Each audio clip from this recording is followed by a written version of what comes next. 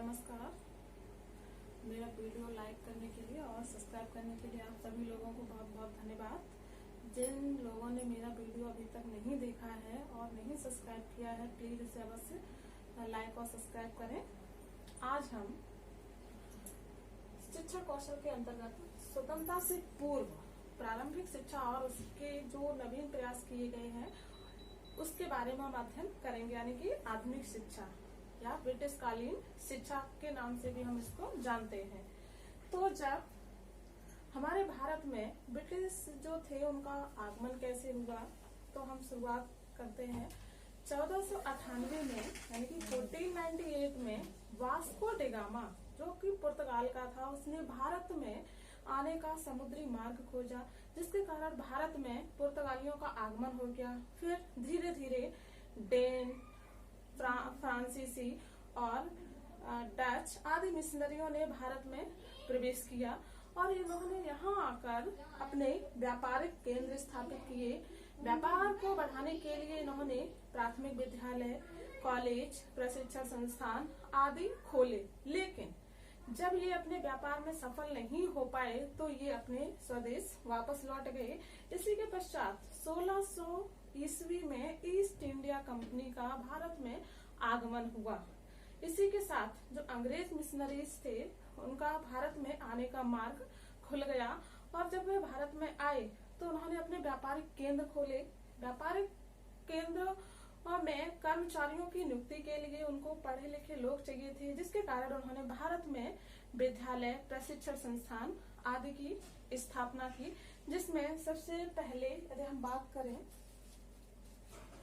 जो Warren Hastings थे, उन्होंने मुसलमानों के कहने पर 1781 में कलकत्ता मदरसा की स्थापना की। इसमें भाषा का जो माध्यम था वो अरबी और फारसी था।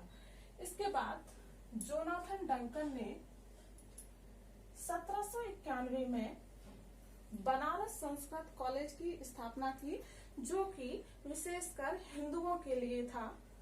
अगला इसी श्रृंखला में ही 1792 में जो चार्ल्स ग्रांट थे, इन्होंने पंचसूत्री योजना प्रस्तुत की, जिन्हें भारत में आधुनिक शिक्षा का जन्मदाता भी कहा जाता है।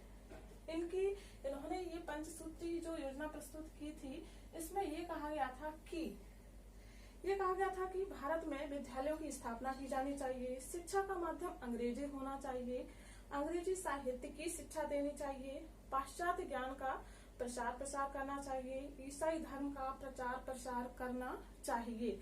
ये इन्होंने अपनी पंचसूत्री योजना इसलिए दी थी क्योंकि इससे पूर्व जो ईसाई मिशनरीज थे और जो अंग्रेजी मिशनरीज थे, उन्होंने क्या किया, उनके धर्म के प्रचार प्रसार को बंद करवा दिया था, जिसके कारण विवाद की स्थितियां उत्पन्न हो गई थी। तो चार्ल्स ग्रांट ने इस दिशा में आकर के इसको शांत किया और दोनों में समन्वय स्थापित करने का प्रयास किया, जिसके कारण इसे भारत में आधुनिक शिक्षा का जन्मदाता भी कहा जाता है। अगला 1800 ईस्वी में लॉर्ड वेलेस्ली ने कलकत्ता में फोर्ट विलियम कॉलेज की स्थापना की, जिसमें हिंदू, मुसलमान और अंग्रेज सभी को ही शिक्षा प्रदान की जाती थी।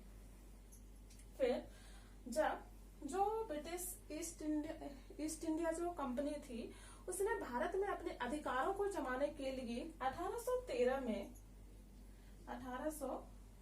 में एक अपना घोषणा पत्र लागू किया, जिसमें उसने क्या किया कि जो भारतीय विद्वान हैं और जो भारतीय साहित्य है उसके पुनरुत्थान के लिए या विकास के लिए प्रतिवर्ष 1 लाख रुपए कंपनी के द्वारा दिया जाना चाहिए। ठीक है, दिया जाना चाहिए, परंतु ये जो भारतीय विद्वान और भारतीय साहित्य, ये जो कंपनी थी वह भारतीय विद्वान और भारतीय साहित्य को अच्छी तरह से स्पष्टीकरण नहीं कर पाई थी, जिसके कारण जो प्राच्य लोग थे और पाश्चात्य लोग थे उसमें आपस में विवाद उत्पन्न हो गया था। जो 1 लाख रुपए की जो व्यवस्था थी वह कंपनी की जो धारा थी उसमें धारा 43 के अंतर्गत की गई थी, जिसके कारण पद्धति का शिलालेख भी कहा जाता है। फिर जब भारत देश में प्राच्य और पाश्चात्य जब विवाद उत्पन्न हो गया था, तो इसके समाधान के लिए कौन सा विवाद? प्राच्य और पाश्चात्य। प्राच्य और पाश्चात्य विवाद यानी कि जो प्राच्य लोग थे वो ये मानते थे कि जो भारतीय साहित्य है उससे मतलब संस्कृति और अरबी के साहित्य से है, जबकि जो पाश्चात्य जो व्यक्ति थे वो ये मानते थे कि जो अंग्रेजी का साहित्य है वही साहित्य है, यानी कि जो 1 लाख रुपया है वो अंग्रेजी के साहित्य के विकास पे किया जाना चाहिए। और जो प्राच्य लोग थे वे ये मानते थे कि संस्कृत और अरबी के साहित्य पर खर्च किया जाना चाहिए। तो जिसके कारण ये विवाद उत्पन्न हो गया था। इसके समाधान के लिए कंपनी के द्वारा 10 जून 1834 में लॉर्ड मैकाले को बुलाया गया। लॉर्ड मैकाले था वो 10 जून 1834 में भारत में एक कानूनी सदस्य के रूप में आया था।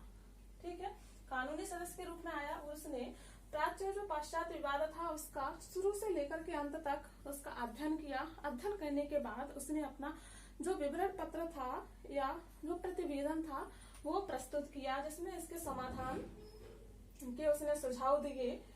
उसी सुझाव में उसने एक दिया था अधोगामी निस्यंदन सिद्धांत, जो कि मोस्ट इम्पोर्टेंट है। ये प्रश्न अक्सर पूछा जाता है कि अधोगामी सिद्धांत या जिसको हम छन्नीकरण सिद्धांत भी कहते हैं, जिसको जाना जाता है डाउनवर्ड फिल्ट्रेशन थ्योरी।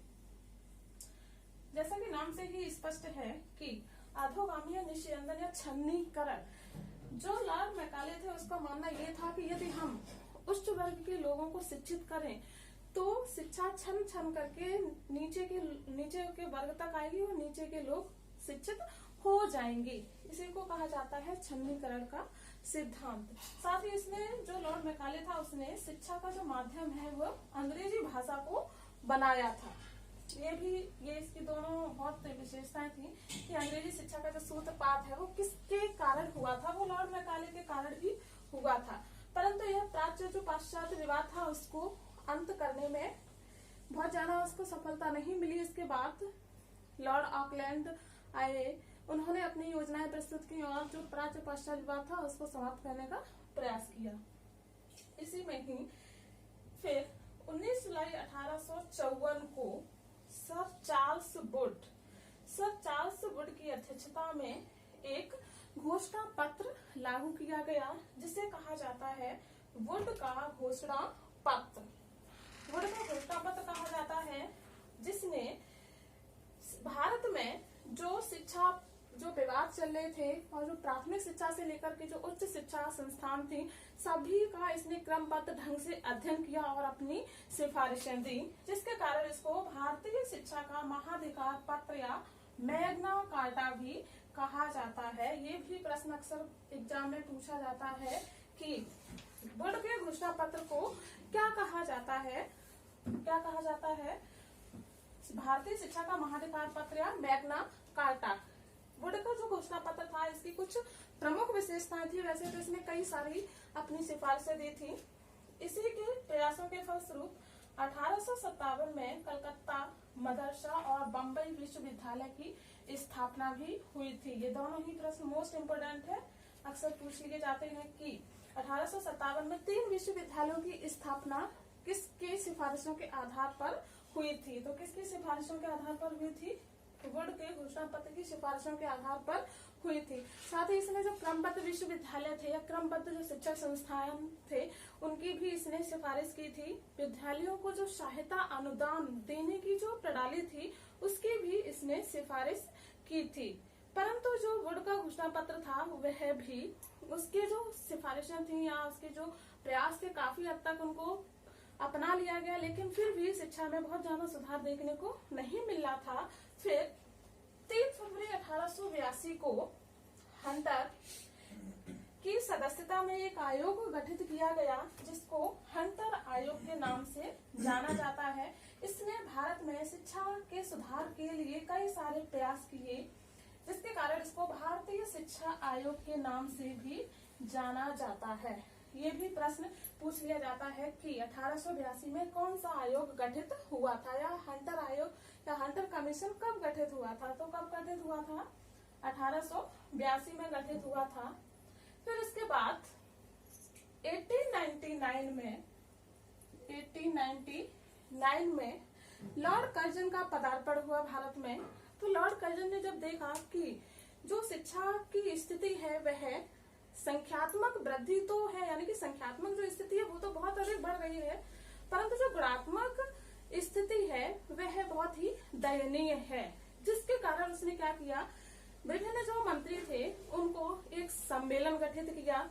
वह सम्मेलन शिमला में हुआ था, जिसके कारण इसको शिमला शिक्षा सम्मेलन के नाम से भी जाना जाता है। और ये कब हुआ था, 1901 में हुआ था। परंतु इस सम्मेलन में शिक्षा से संबंधित जो भी सुझाव दिए गए थे या जो भी नीतियां बनाई गई थी, जो भी विचार विमर्श हुए थे, उनको गुप्त रखा गया, जिसके कारण जो लोग थे उनमें संशय की स्थिति उत्पन्न हो गई, जिसके कारण जो लॉर्ड कर्जन थे उन्होंने इसी शंका का समाधान करने के लिए रैली की अध्यक्षता में 1902 में भारतीय विश्वविद्यालय आयोग का गठन किया। जो भारतीय विश्वविद्यालय आयोग था, इसका कार्य था कि जो विश्वविद्यालयी शिक्षा है उसकी जांच करना और उसकी संभावनाओं का पता लगाना। संभावनाओं का पता लगाने के लिए उसमें जो कमियां हैं तो उसके लिए कुछ नियम बनाने थे, जिसके कारण लॉर्ड कर्जन ने फिर 1904 में क्या किया, भारतीय विश्वविद्यालय अधिनियम पारित किया और इसी के साथ अपनी जो शिक्षा नीति थी उसका भी पदार्पण किया। यहीं पर ही लॉर्ड कर्जन ने एक नारा दिया था, गुणवत्तापूर्ण शिक्षा। ये प्रश्न पूछ लिया जाता है, गुणवत्तापूर्ण शिक्षा का नारा किसने दिया था। गुणवत्तापूर्ण शिक्षा का नारा मोस्ट इम्पोर्टेंट है। ये गुणवत्तापूर्ण जो शिक्षा का नारा है वो लॉर्ड कर्जन ने ही दिया था 1904 में। 1904 में भारतीय विश्वविद्यालय अधिनियम के साथ ही उसने अपनी शिक्षा की जो नीति थी वो भी उसने यहाँ पर लागू की थी या उसका प्रकाशन किया था। फिर इसके बाद 1906 में जो अनिवार्य और निःशुल्क शिक्षा थी उसके क्षेत्र में प्रयास होने लगे। तो सबसे पहले जो प्रयास हुआ था वो 1906 में हुआ था। 1906 में हुआ था। बड़ौदा के एक महाराज शिवाजी राव गायकवाड़ थे, जिन्होंने अपने राज्य में प्राथमिक शिक्षा को निःशुल्क और अनिवार्य बना दिया। वहीं से इस क्षेत्र में जो है आगे के लिए लोगों को दिशा मिल गई और जो गोपाल कृष्ण गोखले थे उन्होंने निःशुल्क और अनिवार्य शिक्षा संबंधी प्रस्ताव को जो ब्रिटिश पार्लियामेंट थी उसमें उन्होंने प्रस्तुत किया था 19 मार्च 1910 को। परंतु जो ब्रिटिश जो सदस्य थे या संसद सदस्य थे उन्होंने क्या कह दिया कि हम आपके इस प्रस्ताव पर विचार करेंगे, जिसके कारण गोपाल कृष्ण जो गोखले थे उन्होंने अपना प्रस्ताव वापस ले लिया। जब उन्होंने देखा कि 1 वर्ष तक सरकार के द्वारा किसी भी प्रकार की कोई भी कार्रवाई नहीं हुई है, तब उन्होंने क्या किया, 16 मार्च 1911 को निःशुल्क व अनिवार्य शिक्षा विधेयक पारित किया। लेकिन इनके विधेयक को हर्बर्ट बटलर थे, उन्होंने क्या किया, इसको अस्वीकृत कर दिया और निःशुल्क और अनिवार्य शिक्षा विधेयक या इससे संबंधित जो भी प्रावधान आगे लागू होने थे वो सब बंद हो गए। लेकिन फिर भी उनके प्रयासों से इस क्षेत्र में लोगों को आगे बढ़ने के लिए या आगे कार्य करने के लिए मार्गदर्शन प्राप्त हुआ। फिर 1917 में माइकल सैडलर की अध्यक्षता में एक कलकत्ता विश्वविद्यालय आयोग का गठन किया गया। इसका कार्य भी जो विश्वविद्यालय थे उनकी देखरेख करना, उनकी गुणवत्ता में सुधार करना आदि कार्य थे। फिर लेकिन जो देश की शिक्षा व्यवस्था थी उसमें बहुत ज्यादा सुधार नहीं हुए थे। साथ ही इसी बीच प्रथम विश्व युद्ध भी हो चुका था, तो देश की शिक्षा व्यवस्था में कोई सुधार देखने को नहीं मिल रहा था। इसी को दूर करने के लिए 8 नवंबर 1927 को सर जॉन साइमन जो साइमन थे उनकी अध्यक्षता में एक आयोग गठित किया गया जिसको कहा जाता है साइमन कमीशन। ये भी प्रश्न पूछ लिया जाता है कि साइमन कमीशन किससे संबंधित है। तो जो साइमन कमीशन है वो भी आपका शिक्षा से ही संबंधित है। अक्सर लोग इन्हें राजनीति से संबंधित मान लेते हैं, तो ये प्रश्न आपका किससे संबंधित है, साइमन कमीशन, ये भी आपका शिक्षा से संबंधित है। तो जो साइमन कमीशन जब भारत आए, इन्होंने देखा कि जो शिक्षा की स्थिति है वो गुणात्मक, उसमें सुधार बहुत अधिक नहीं हो रहा है। तो उन्होंने क्या किया, सर फिलिप हर्टोग एक व्यक्ति थे, उनकी अध्यक्षता में एक समिति का गठन किया जिसे कहा जाता है हर्टोग समिति। ये प्रश्न पिछली बार सुपर टैग में पूछा गया था। इन्होंने क्या किया, हर्टोग ने 1929 में हर्टोग समिति का गठन हुआ था। इन्होंने क्या किया, प्राथमिक शिक्षा से लेकर के उच्च शिक्षा तक की व्यवस्था का क्रमबद्ध अध्ययन किया और उसमें जो कमियां थी उनको बताया, साथ ही उसमें सुधार करने संबंधी सुझाव भी दिए। लेकिन इनकी जो समिति थी उसकी एक बहुत अधिक जो सिफारिश थी, बहुत अधिक उसको महत्वपूर्ण माना जाता है। वो कौन सी थी, इन्होंने प्राथमिक शिक्षा में अपव्यय एवं अवरोधन पर सबसे अधिक बल दिया था। किस पर बल दिया, अपव्यय और अवरोधन। ये प्रश्न पिछली बार पूछा गया था कि शिक्षा में अपव्यय एवं अवरोधन पर किस समिति ने ध्यान दिया था। तो किसने ध्यान दिया था, हर्टोग समिति ने ध्यान दिया था अपव्यय एवं अवरोधन। अपव्यय यानी कि शिक्षा पर बहुत अधिक खर्च होना, यानी कि व्यय का हो जाना, और अवरोधन का अर्थ है कि उसमें रुकावट आ जाना। तो ये दोनों ही जो है व्यय और अवरोधन, वो इन पर किसने ध्यान दिया था, हर्टोग समिति ने ध्यान दिया था। फिर इसी में ही आगे 1937 में बुनियादी शिक्षा का प्रारंभ हुआ। बुनियादी जो शिक्षा थी वो महात्मा गांधी के द्वारा दी गई थी। इसमें उन्होंने क्या किया था कि हस्त कला यानी कि शिल्प पर आधारित शिक्षा पर उन्होंने बल दिया था। साथ ही जो शिक्षा थी उसकी एक आयु भी निश्चित कर दी थी, वो 7 से 14 वर्ष थी। जब ये 1937 में उन्होंने बुनियादी शिक्षा दी थी तो इसी समय कुछ समितियां गठित की गई थी जिन्हें जाकिर हुसैन समिति भी कहा जाता है, जिन्होंने इन्हीं बुनियादी शिक्षा से संबंधित अपने सुझाव दिए थे। फिर अगला 1944 में सार्जेंट योजना, सार्जेंट एक वो व्यक्ति थे, उनकी ही अध्यक्षता में एक आयोग का गठन किया गया था जिसके कारण उनको कहा जाता है सार्जेंट कमीशन या सार्जेंट आयोग। जब 1944 में सार्जेंट आयोग का गठन किया गया था तभी हमारा जो द्वितीय विश्व था वह समाप्त। द्वितीय विश्व युद्ध की स्थिति के कारण क्या हुआ था, शिक्षा की जो व्यवस्था थी वो बहुत अधिक दयनीय भी हो गई थी।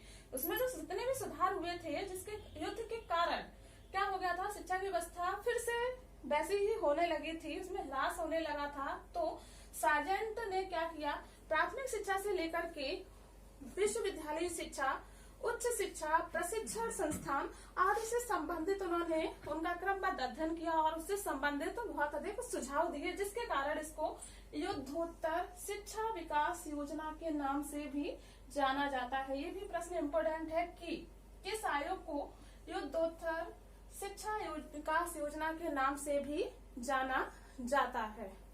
ठीक है, तो आज हमने ये स्वतंत्रता से पूर्व प्रारंभिक शिक्षा और उसके नवीन प्रयासों को जाना। अब स्वतंत्रता के बाद का जो पार्ट है वो हम आपको कल पढ़ाएंगे। धन्यवाद।